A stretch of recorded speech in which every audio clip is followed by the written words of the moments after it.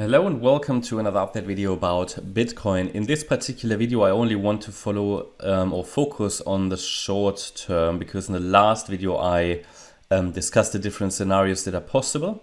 Just want to make it clear again that if we break out in a third wave rally that can take us to above 30k, above 40k, we will do it from here. If the bulls are gonna fail, they will do it here. We're just below resistance. In my opinion, anybody who doesn't see this opportunity coming is wasting an opportunity. Don't say it will break out, but I say the potential is there. The setup is there. We probably have the best setup in crypto that we've had for maybe even over a year or longer. But again, it doesn't mean it will break out. So, risk management techniques apply. When you're positioned here, just make sure that you're comfortable with the exposure you have. Make sure that you're comfortable that you're positioned in case we get a third wave rally, because that is the chaser rally. That is the FOMO rally where people are going to chase, especially retail is going to chase this. So also make sure that if the breakout fails, that you know where your risk is sitting and that you've got your stop losses and whatever, which might differ depending on if you have a futures trade open or if you have just spot positions. Okay. So just be aware of that. I just want to emphasize here in this video again that I'm personally excited about this market at the moment. Yes, surely it can fail. That's why we risk manage. Yeah, that's why we manage risk. That's why the support areas and invalidation points are so well presented by the Elliott Wave method. We know them. We know when the breakout is going to get less likely, which is when they break below these support areas. However, as you can see, we've got a layered support box, a layered support area, a layered cake of support, I think I called it in the last video. And as long as we hold the support levels, it's fine. We can focus on higher. If the bears fail here somewhere, if the bulls fail here somewhere, then we are simply going to drop into the next support area. It would not be bearish. If they succeed here, it could be life-changing money for a lot of people, because we might see crypto prices double, triple, or whatever in the next few months. That is not any ridiculous idea. No, that is what a wave 3 should do. Yeah, quite. Anybody who knows Elliott Wave should know that. And anybody who uses Elliott Wave and doesn't recognize this potential simply isn't using Elliott Wave correctly. Because I've seen a few analysis videos, people who call out for new bottoms, and surely that can happen, and I'm still emphasizing the risk. But anybody who doesn't recognize that this could lead to a third wave rally, I mean, you're missing an opportunity. It's not that it will happen, and I say that very, very clearly, because there is a chance that the bears will fail. The bulls will fail. It purely depends on, can the bears defend these red barriers that I've put onto the chart, and we're going to talk about that in this video. But I want to make it very, very clear in this video that if a third wave rally starts, we should know that very, very quickly. And I don't want to see any comments in the video of people who will ask it, when the breakout has happened, is it too late to get in? Because personally, what I can only recommend, I cannot recommend you to buy or anything. I will not, because there is no guaranteed breakout at this stage.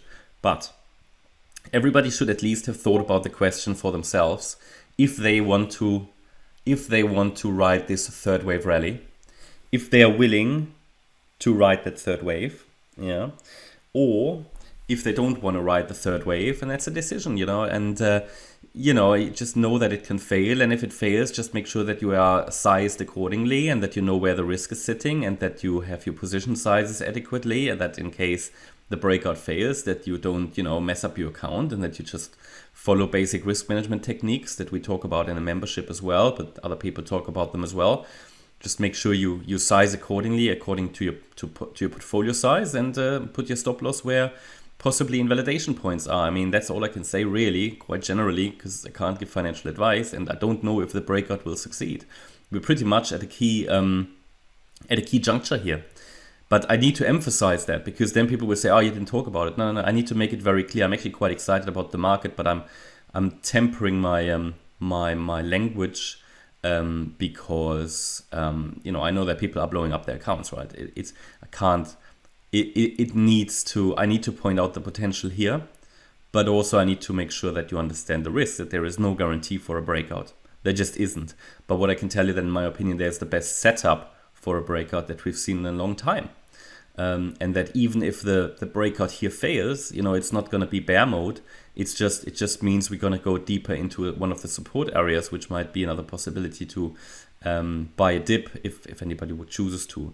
Now, from a psychological point of view, I think it's important that everybody understands what's happening here.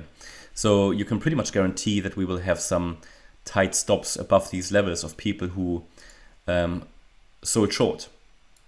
Yeah. There will be stops just above these red lines. So these people, or whoever it is, are defending the breakout, right? They don't want the breakout to occur. They sold short. Now, if we look at the volume, which I normally don't do too much, but we say, let's zoom in. Oops. So we see there has been a decent volume in those sell-offs. So they probably, there are probably, you can pretty much guarantee there will be stops set here. Okay. So the thing is, if the bulls can do it, and if those stops will start to break and pop and activate and trigger, that is when the rally will start. Yeah. That's when a lot of people will start chasing, right? We've got two clear areas here which are very well defined, where we had decent volume. So there's some sizable positions. You can pretty much guarantee that these people who sold there, maybe who shorted, that they have some stops up there. Now on the flip side, you can pretty much guarantee that there will be some stops set down here below the Friday the 31st of March low, below 27,400.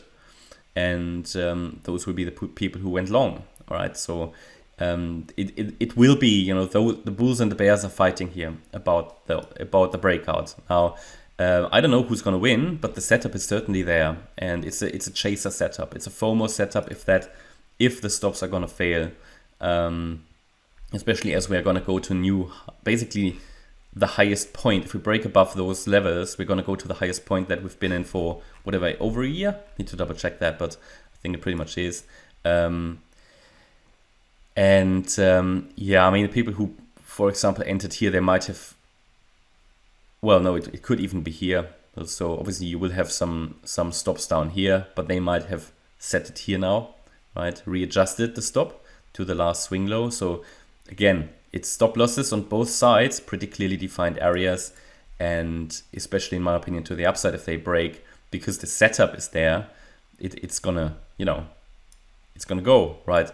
Now, I'm not saying it's wrong to short this, but I personally wouldn't short, but that's only because I don't like shorting too much, especially not if we have a long trade setup that is very valid, but also because I'm not really a range trader. But if anybody's shorting this, that's it's a reasonable choice, I think, because we're quite close below resistance. So it might even be useful for hedging. It's quite a good setup, I think, even in both directions. So I'm not clearly saying it's definitely going to go up, because the wave twos, the corrections that we've seen here, they have been quite shallow. But again, just a bit of talk around psychology here and market sentiment and so on here, because the market hasn't really done much since yesterday's video. It's just in a very tight range, but I think we should know in the next few days probably if this is going to break, because it's very tight in a very tight range, and those stops are set very, very close. So it will be very, very interesting. It's Sunday. Normally towards the end of the weekly candle close, we see some volatility. So maybe even today we get a bit of info. And just to remind you of the key levels here, if we break below 27,790, then this breakout directly will probably fail, but we're simply going to drop into the lower support area here that goes down to basically 27K. And even below that, we've got another support area, 24,940. And even below that, we've got another one. So we've got this layered support zone, which is very attractive. Now, is there a guarantee they're not going to fail? No, they could all break, and that's exactly why we manage risk. But I'm here to talk about probabilities and potential, and there is clearly a long trade setup here. It's going to be super interesting, one of the most exciting points in the crypto market. And I fear that a lot of people are missing the setup. I'm just saying that they're missing the setup. They're not necessarily people are switching off again because it's moving sideways, right? There will be people who have left the market because it's just been moving sideways, not understanding there is an opportunity. Now, not a guarantee, but an opportunity. So it's going to be interesting. There is not much more I can tell you about the short term, to be honest here, since the low that was made on Saturday.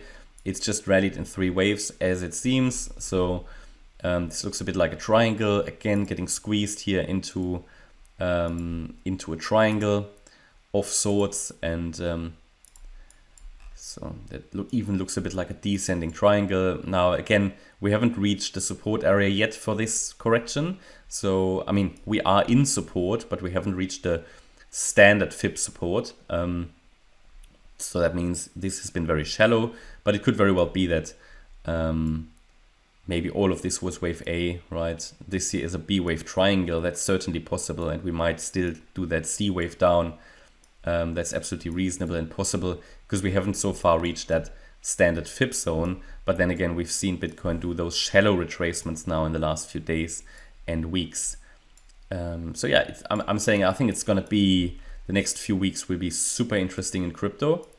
Maybe we need a bit more patience if the bulls are not going to make it directly from here.